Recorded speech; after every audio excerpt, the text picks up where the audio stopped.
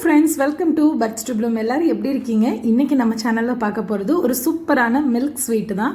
நம்ம நிறைய பேக்கரியில் பார்த்துருப்போம். இந்த மாதிரி கலராக ஒரு ஸ்வீட் இருக்கும், வாயில் வச்சோடனே கரைகிற மாதிரி இருக்கும். ஸோ நம்ம வீட்டில் இருக்க பொருளை வச்சு எப்படி செய்கிறதுன்னு தான் பார்க்க போகிறோம். வாங்க வீடியோக்குள்ளே போகலாம். இப்போ இதுக்கு ஒரு அகலமான கப் எடுத்துக்கோங்க. அதில் 1.5 கப் அளவு பால் பவுடர் சேர்த்துக்கோங்க. 1.5 கப்புங்கிறது 250 கிராம் அளவு நான் எடுத்திருக்கேன். ஸோ அதுதான். இது கூட ஒரு 1.5 ஸ்பூன் அளவுக்கு நெய் சேர்த்துக்கலாம். ஜஸ்ட்டு சின்ன ஸ்பூனில் 1.5 ஸ்பூன் அளவு சேர்த்தா போதும், நிறையாலாம் சேர்க்க வேண்டாம். இப்போது நம்ம நெய் சேர்த்ததுக்கப்புறம் இது கூட பவுடர் பண்ண சுகர், பால் பவுடரில் ஆல்ரெடி இனிப்பு இருக்கும், அதனால நம்ம பவுடர் பண்ண சுகர் ஒரு 2 ஸ்பூன் அளவு சேர்த்துக்கலாம். இல்லை உங்களுக்கு இனிப்பு கூடுதலாக வேணும்னா செக் பண்ணிவிட்டு இன்னும் கொஞ்சம் கூட சேர்த்துக்கோங்க. இப்போ இது கூட 1/2 கப் அளவு பால் சேர்த்துக்கோங்க. 1/2 கப்புங்கிறது 100 ml அளவு பால். இது கூடவோ குறைச்சோ தேவைப்படும். நம்ம அந்த கன்சிஸ்டன்சியை பார்த்துட்டு சேர்த்துக்கலாம். இப்போ நான் எடுத்து வச்சுருக்க எல்லா பாலையும் ஊற்றலை, கொஞ்சம் கொஞ்சமாக ஊற்றிட்டு நான் இந்த கன்சிஸ்டன்சி எப்படி இருக்கணும்னு காட்டுறேன். நல்லா க்ரீமியான ஒரு பதத்துக்கு வரணும், அது வரைக்கும் வெயிட் பண்ணுவோம். இப்போ பாருங்கள், நல்லா க்ரீமியாக இருக்குது. இது போல் நல்லா க்ரீமியாக வந்துடணும்.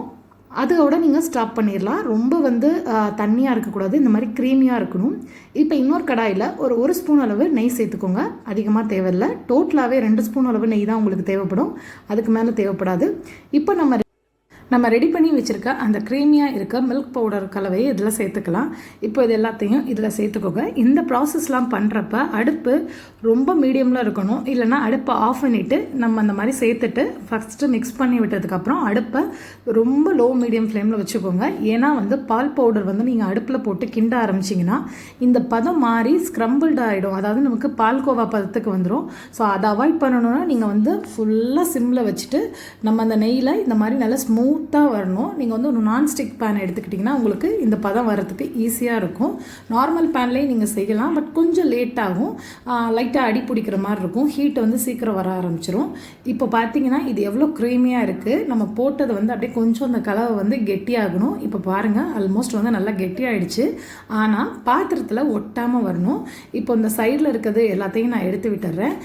பாத்திரத்தில் நமக்கு அப்போ தான் ஒட்டாமல் வந்தால் தான் நமக்கு இந்த பதம் கரெக்டாக இருக்கும். இப்போ ஆல்மோஸ்ட் பாத்திரத்தில் ஓரளவுக்கு ஒட்டாமல் வந்துருச்சு. நல்லா அந்த பதம் மாறி நல்லா பார்க்குறதுக்கு நல்லா ஸ்மூத்தாக வந்துருச்சு பாருங்கள். இப்போ ஆல்மோஸ்ட் ரெடி ஆகிடுச்சு. எல்லாமே பாருங்கள் தன்னால் எடுத்துகிட்டு வருது. இது மாதிரி ஒரு பதம் வர்ற வரைக்கும் நம்ம வெயிட் பண்ணணும். நமக்கு 2 ஸ்பூன் நெய் தாராளமாக போதுமானது. நமக்கு இந்த ஸ்வீட்டு பொறுத்த வரைக்கும் அதிக நெய்யெல்லாம் தேவைப்படாது, அதிக சுகர் தேவைப்படாது. நமக்கு வீட்டில் இருக்க சில பொருட்களை வச்சு ஈஸியாக செய்கிற ஸ்வீட் தான் அது. இப்போ இது கூட நான் டெசிகேட்டட் கோகோனட் பவுடர் போட்டுக்கிறேன். இது ஒரு 1/4 கப் அளவு சேர்த்துக்கிறேன். ஒருவேளை உங்ககிட்ட அந்த பவுடர் இல்லைன்னா ஒன்றும் பிரச்சனை இல்லை. தேங்காயை அடுப்பில் போட்டு லைட்டாக வதக்கிட்டு அதை இது கூட சேர்த்துக்கோங்க. தேங்காய் பொடியாக துருவி இருக்கணும், அதுதான், வேறு ஒன்றும் நம்ம கஷ்டமான ஒர்க்கே இல்லை. இந்த டெசிகேட்டட் கோகோனட் பவுடர் இருந்தால் சேர்த்துக்கோங்க, இல்லைனா தேங்காயை நல்லா நைஸாக துருவிட்டு அதை நமக்கு லைட்டாக அடுப்பில் வெறும் வானலில் வறுத்துட்டு இது கூட சேர்த்துக்க வேண்டியதுதான். இப்போ இது எல்லாமே நல்லா ஒரு கரெக்டான பதத்துக்கு வந்துருச்சு. இப்போ நம்ம ஸ்டவ் ஆஃப் பண்ணிடுவோம். எல்லாத்தையும் இந்த சூடோடு நல்லா அழுத்தி பிசைஞ்சுக்குவோம். அப்போ தான் நமக்கு உருட்டுறதுக்கு கரெக்டாக வரும். இப்போ நம்ம இதை 2 போர்ஷனாக பிரிச்சுக்கிட்டு ஒரு போர்ஷனில் லைட்டாக ஃபுட் கலர் சேர்த்துருக்கேன். நார்மலாக நான் கேசரி பவுடர் இருக்கு இல்லையா, அதுதான் சேர்த்துருக்கேன். ஃபுட் கலருங்கடோடனே வேறு எதுவும் யூஸ் பண்ணல. நமக்கு கேசரிக்கு யூஸ் பண்ணுற ஆரஞ்சு கலர் தான் யூஸ் பண்ணியிருக்கேன். இப்போ இதை சூடுலேயே நல்லா அழுத்தி இந்த மாதிரி பிசையணும், ஆற விட்டுறக்கூடாது. இந்த ப்ராசஸ் பண்ணுறப்ப கொஞ்சம் சூடாக இருக்கணும். ஆறிடுச்சுன்னா தனித்தனியாக உதிர்ந்து வந்துடும். இது கொஞ்சம் சூடாக இருக்கப்பே பண்ணிக்கணும். இப்போது நம்ம அதையும் லைட்டாக பிசைஞ்சு வச்சுக்கோங்க. இது எல்லாத்தையும் இந்த மாதிரி தனித்தனியாக குட்டி குட்டி பால்ஸாக ரெடி பண்ணிக்கோங்க. இப்போ இதில் 3 பால்ஸாகவும் நீங்கள் பண்ணலாம், 2ஆகவும் பண்ணலாம். அது உங்களோட விருப்பம் தான். ஸ்வீட்டு உங்களுக்கு எவ்வளோ பெருசு வேணுமோ அதுக்கு தகுந்த மாதிரி. ஸோ இப்போ நான் 4ஆக எடுத்துக்கிட்டேன். இதில் 2 அதில் 2 இந்த மாதிரி கலந்து எடுத்து ஸோ அதை லைட்டாக ஒன்றா ஒட்டி விட்டோம்னா ஒட்டிக்கும். இது கொஞ்சம் சூடாக இருக்கப்போ நீங்கள் பண்ணணும், ஆற விட்டுறக்கூடாது. ஸோ எவ்வளோ சூடாக இருக்கிறப்ப பண்ணுறீங்களோ அவ்வளோக்கு உங்களுக்கு நீட்டாக வரும். ஆறிடுச்சுன்னா பண்ணுறது கொஞ்சம் கஷ்டமாயிரும். இதே போல் எல்லாத்தையும் பண்ணி ஒரு தட்டில் எடுத்து வச்சுக்கோங்க. ஸோ சூப்பரான மில்க் ஸ்வீட் ரெடி ஆகிடுச்சு. கட்டாயம் செஞ்சு கொடுங்க. கிட்ஸ்லாம் லைக் பண்ணி சாப்பிடுவாங்க. தேங்க்யூ.